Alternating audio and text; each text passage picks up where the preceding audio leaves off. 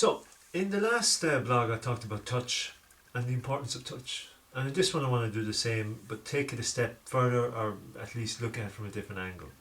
And in this one, it's more about looking at touch from the external, the physical environment.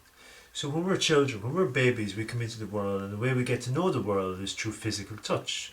Things are hard or soft, cold or warm, sharp or blunt. And we learn to identify what we like and dislike based on touch. And that continues right through our life. It never stops. It's just because it just becomes something that we take for granted and we're less conscious of. But people who are very sort of touchy-feely in terms of physical, who have a warm smile, or they smile and they give a sense of warmth about them, we like that. We see them, we tend to register them as trustworthy, warm, loving, open.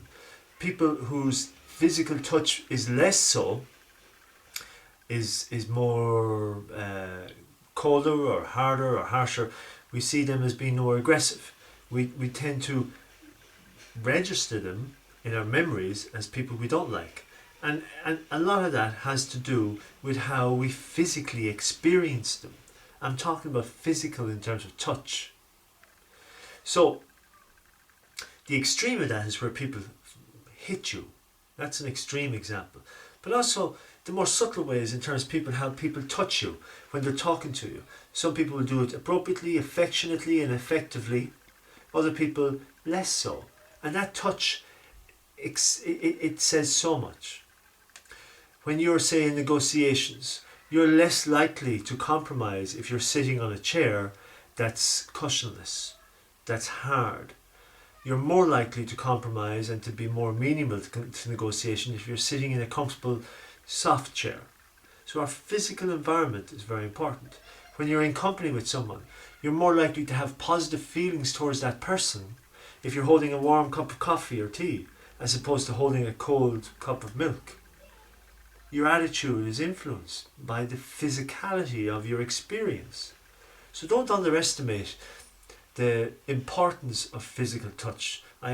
Again, going back to the last blog, it obviously physical touch, how we touch people, physically touching people is important, but how we do that is important.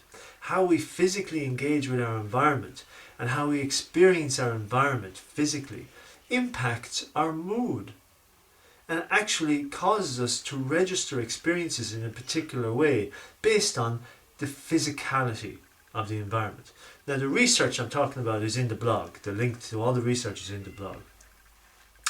So really what I'm saying is just to pay more attention to the environment and to allow for a greater sense of connection with people as well as with yourself. Make sure your environment is, as much as possible, more amenable to comfort and relaxation and warmth and genuineness. So lots of cushions, big quilts, nice big cups of hot chocolate and coffee, a few feathers, and massages, back to the massages, and just keep up the hugging from the last blog.